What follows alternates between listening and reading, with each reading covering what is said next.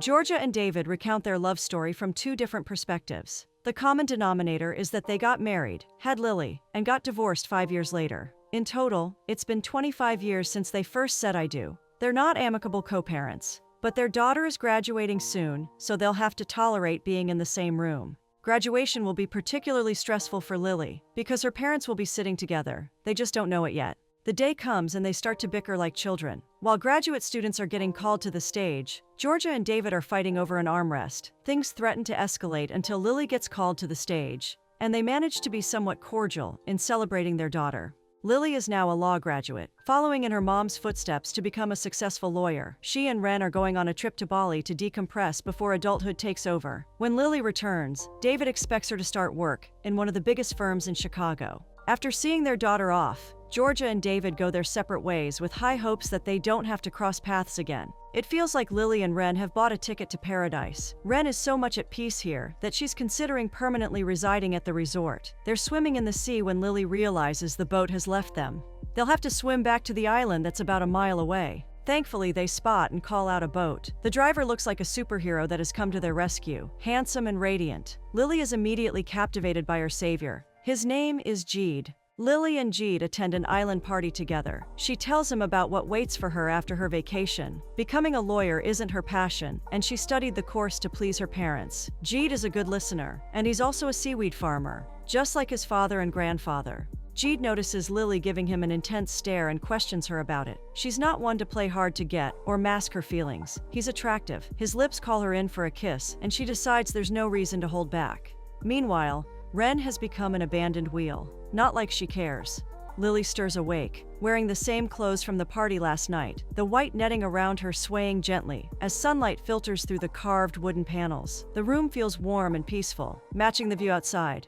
A little hut nestled on a quiet beach, surrounded by palm trees, bright flowers, and clear water. It's the kind of place that feels like a hidden paradise. Lily watches Jeed's seaweed farming in the water, drawn to the sight of him tanned and shirtless. He invites her into the water, and she swims to him, impressed by his focus on work. He seems at peace, and she envies that, so he proposes that she stays long enough to find it by his side. In Los Angeles, 37 days later, David calls Georgia to check an email that Lily wrote to them. They board a flight to Bali and end up on the same aisle with Beth Ann in their middle. Lily is getting married to Jeed, and her parents are determined to talk her out of it. It's the one thing they agree on, though each believes they alone can convince Lily she's about to ruin her life. Georgia is dating a French pilot named Paul, who's romantic enough to trade flights with a friend so he can personally fly his boo. He's much younger than Georgia and a fan of PDA. He and David don't get along.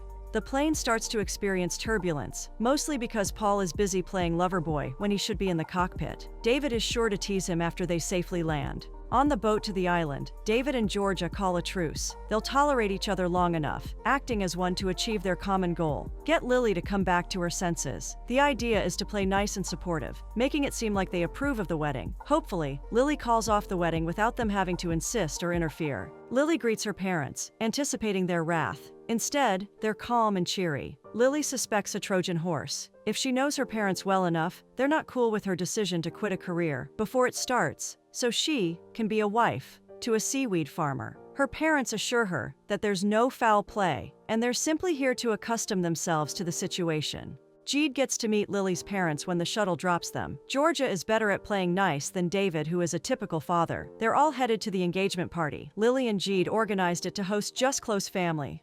Georgia left with Jeed on a bike, leaving Lily and David to walk to the venue. The place is packed with a close-knit village. The Cottons are getting accustomed to Jeed's very big family. Lily introduces Jeed's mother Suli and his sister Losi. Losi is a doctor in training. David and Jeed have some sort of bonding time. Jeed explains how seaweed farming works, and then goes on to appreciate David and Georgia for their understanding so far. David agrees that Lily will be happy with Jeed in Bali, but only for a while. He's of the notion that love doesn't last, and a divorce is inevitable. He knows Lily to be ambitious, and feels it's only a matter of time before she gets bored with the island life and wants to move back to the States. During the betrothal ceremony, David tells Georgia he's started planting seeds of doubts in Jeed. For the sake of appearance, they give their blessings for the marriage. Jeed's parents also give their blessings. Lily asks Jeed what he and her father were discussing earlier, so Jeed mentions the seaweed farming part, but keeps the rest to himself. Lily is aware that both of her parents love her, and she's the only thing they agree on. David can't sleep, so he comes out to the bar for a drink or two. Ren joins him and they get talking. Ren knows Lily is the happiest she's ever seen her, and David admits he's happy if Lily is happy. But he's still of the notion that love doesn't last. When Ren asks, he tells her the backstory. David and Georgia had a dream house by the lake. David juggled work and parenthood with Georgia, and it was causing friction. Eventually, the house burned down, and the Cottons went their separate ways 3 weeks later. It seems like it was over the house. Maybe the flames ignited something worse.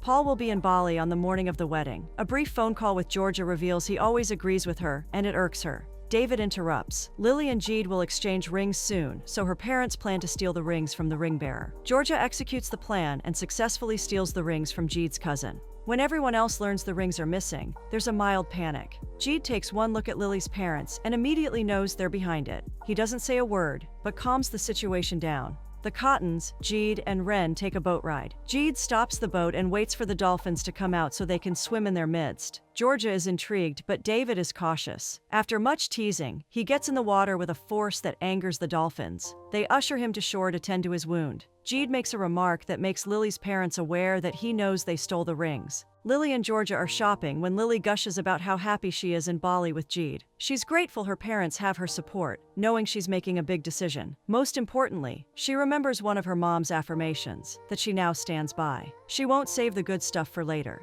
Meanwhile, Jeed lets David know that he knows. David plays dumb, but Jeed insists he's not going to tell Lily. He just wants her parents to do the right thing. David starts an evaluation of how the relationship will pan out, but Jeed has had enough. Lily will be devastated when she learns her parents are pretending.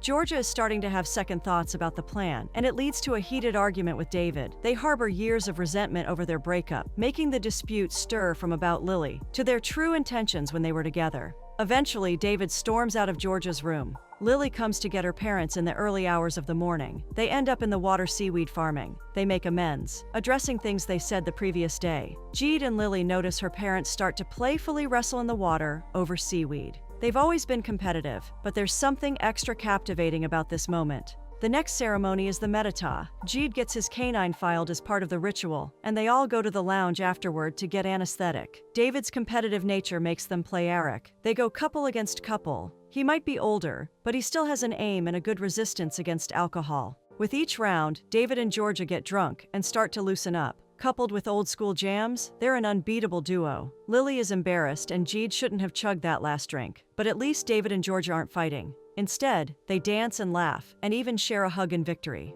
Georgia and David wake up hungover, sharing the same bed. Nothing intimate happened between the two from what they can remember, but Paul shows up before they can properly get their bearings. Georgia and David quickly switch rooms so Paul doesn't get the wrong idea. With Paul here, they're all set to visit the island of Nusa Penida to watch the sunset. But David interrupts, announcing they'll go to the Temple of Tena Lot instead. At the temple grounds, Lily notices Jeed is moody, so he explains the temple curses any unwed couple that visits it. Georgia and Paul are sightseeing together when he proposes marriage. Georgia confesses David slept in her room the previous night, but Paul already sensed it when he saw David in yoga pants. A snake bites him, and the venom lands him in the hospital. He'll recover, and is already well enough to ask Georgia to think about his pending proposal. Lily isn't happy about it, because she feels Georgia and Paul don't have a dynamic relationship that will last the test of time. David is with Jeed and Lily, while Georgia is with Paul. Georgia remembers David still has a motive, even though hers is beginning to change. She takes the next boat to stop David from ruining their daughter's happiness. They all watch the sunset on Nusa Penida, but soon get stranded because David didn't anchor the boat properly. Lily finds the rings in her mom's purse while they're trying to make a campfire. She confronts her father and learns Jeed knows what her parents are up to. Georgia and David take shelter, and Georgia opens up about her true feelings. She was young and scared, so it was easier to walk away than to risk forever with him. Lily and Jeed clarify things. Lily emphasizes she's not acting on a whim. She truly loves him for a lifetime to come. Georgia and David share a brief kiss. She's moved by the fact he still owns the land by the lake from when they were young. They return to base, but Lily is still upset. She's getting married that afternoon with or without her parents' blessing. Paul proposes again. Lily and Georgia reconcile. Georgia and David don't seem to hate each other anymore. The ceremony begins, and the young couple undergoes several rites. Jeed hesitates for the final part, needing Lily's parents' permission and blessing to proceed. They give it to him, and he carries on with the rites, declaring them husband and wife. Georgia tells David about Paul's reproposal. She has doubts, but David thinks she should go for it if Paul makes her happy.